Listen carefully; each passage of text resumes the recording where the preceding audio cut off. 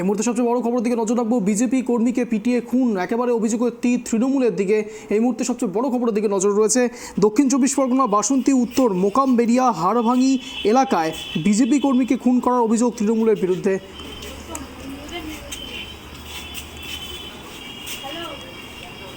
এই বিষয়ে বিস্তারিত জানবো। এই মুহূর্তে রয়েছে আমাদের সঙ্গে আমাদের প্রতিনিধি দক্ষিণ চব্বিশ পরগনা থেকে গোপাল শীল। গোপাল, ঠিক কি জানা যাচ্ছে? বিজেপি কর্মীকে খুন করার অভিযোগ উঠেছে তৃণমূলের বিরুদ্ধে।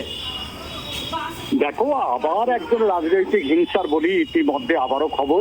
একদম সন্ধ্যা নাগাদ এই মর্মান্তিক খবর ঘটনা উঠে আসে। দক্ষিণ চব্বিশ পরগনা জেলার বাসন্তী উত্তর মোকামবেড়িয়া হাতাডাঙ্গা এলাকায় বিজেপি কর্মী খুন করা হয়েছে। যদিও তৃণমূলের পক্ষ থেকে বলা হচ্ছে এটাতে পারিবারিক বিবাদ।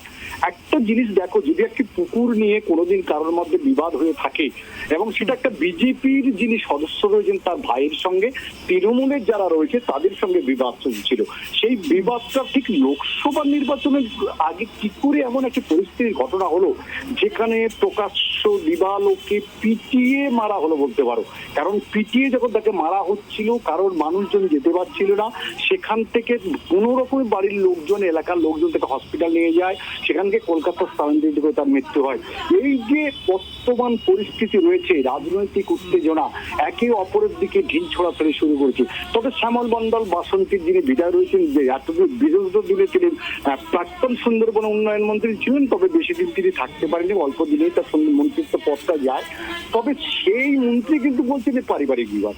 অন্যদিকে বিজেপি দাবি করছে তৃণমূলই তারা খুন করছে। ভোটের আগে রাজনৈতিক প্রশাসনের ভূমিকা ঠিক কিরকম?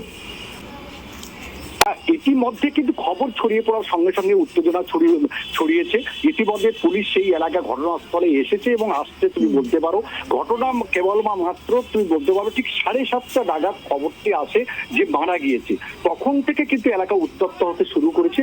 তবে পুলিশ চাইছে যাতে কোনো রকম অশান্তি না ছড়িয়ে পড়ে, তার আগে থেকেই অশান্তিটা বন্ধ করা যায় কিনা। র্যাবও নেমেছে এলাকায়। তদন্তের গতি কোন দিকে যাচ্ছে? তদন্তের গতির কথা এখন কিছু বলা যাচ্ছে না। পুলিশ তদন্ত, যখন একটা অভিযুক্ত ব্যক্তিকে পিটিয়ে মারা হলো প্রকাশ্য দিবালোকে, তারপরে পুলিশ এসে কোন রকম তদন্ত করার নামে কাউকে পর্যন্ত গ্রেপ্তারও করলো না। পুলিশে আসার পরে পুরুষ শূন্য হয়ে গেল গ্রামটা। কোন রকম দলমত নির্বিশেষে প্রচন্ড মানুষ সবাই চলে যায়। কিন্তু শাসক দলের বেশ কিছু ব্যক্তি প্রকাশ্য দিবালোকে থাকলেও তাদেরকে পুলিশ জিজ্ঞাসাবাদ করেনি বলে এটা বিজেপির অভিযোগ। তবে এখন পুরুষ শূন্য এলাকা তুমি বলতে পারো। পুলিশ চাইছে যাতে কোনো গন্ডগোল না ঘটে। স্থানীয় মানুষের কোনো অভিব্যক্তি? দেখো, স্থানীয় মানুষের কাছে এই মুহূর্তে কিছু জানা যায়নি। তবে স্থানীয় মানুষদের অনেকেই কিন্তু মুখ খুলতে চাইছে না।